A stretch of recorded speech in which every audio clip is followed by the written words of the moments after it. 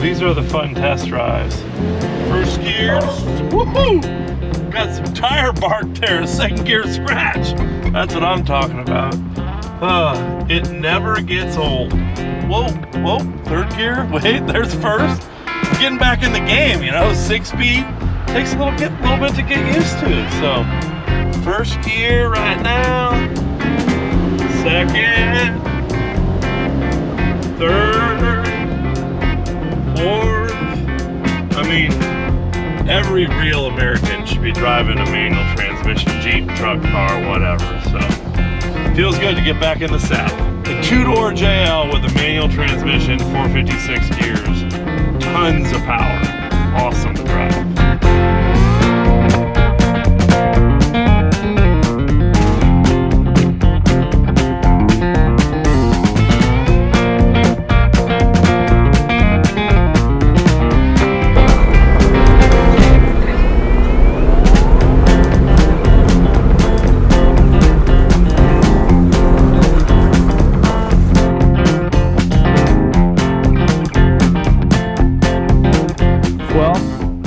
Another one finished, and they all seem to be a little bit different. Look at this one in here. Check this out. Another manual transmission 6-speed JL. Well, let me get out, show you around this bad boy. So this is Scott's two-door JL. Notice, no Rubicon. This is a JL Sport. This was a base model. I mean, it had soft top. Look in here, roll up and down windows. The kids don't even know how these things work anymore, you know? So it's a 2024 JL Sport manual transmission. It came to us pretty much brand new. And he basically said, I want to set this thing up. I bought the earlier model so that we can do what we want to it as far as axles and things like that. And so that's just what we did. Everybody knows we build a lot of 392s around here. So guess what? Scott was in line. He ended up with Efren's axles. So these are final edition 392 axles. So basically the Rubicon front and rear axles, due to the fact it was from a final edition 392, they came factory with 456 gears, heavy wall front tubes. This is actually the full floater rear end that comes in the 24 and newer.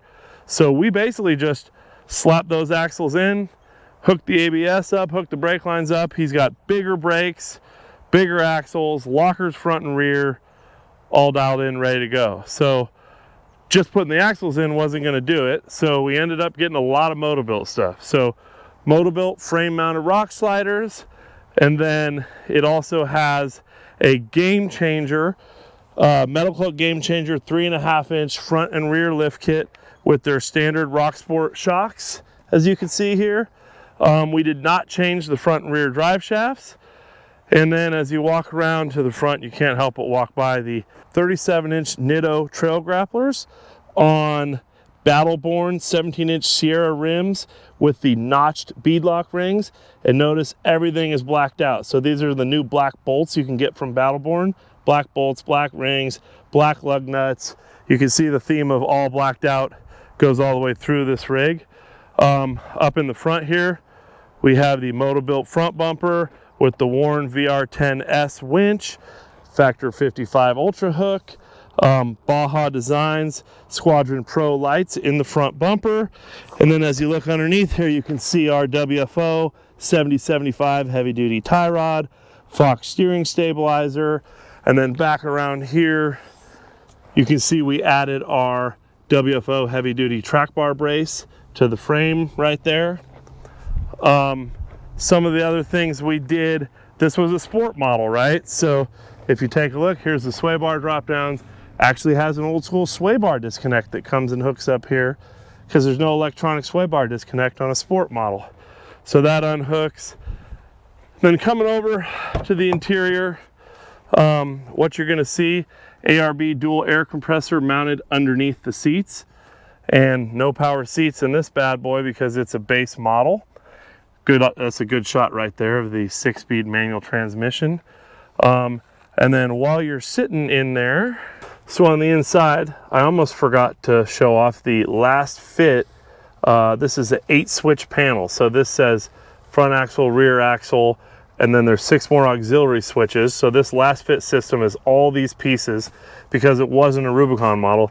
It also has this little plug here, whoop, lost a rubber piece, that your mic will hook up to there if you're doing a radio system, and you can hide the radio system behind the dash and just plug the mic in when you want to use the radio. So that's kind of cool. So last fit is those switches. That way there doesn't have to be any S-Pod or any other auxiliary switches for the lights or anything. Let's move to the back. So in the back of the Jeep, there's a bunch of stuff going on as well. So to start with, Moto-Built rear bumper with the Squadron Pro Baja Designs lights built into it. These are actually on one of those accessory switches up front, not hooked up to the backup lights, because this has Moto-Built's new tail light setup that runs Baja Designs S2s right in the tail light. So those are hooked up to the actual reverse lights.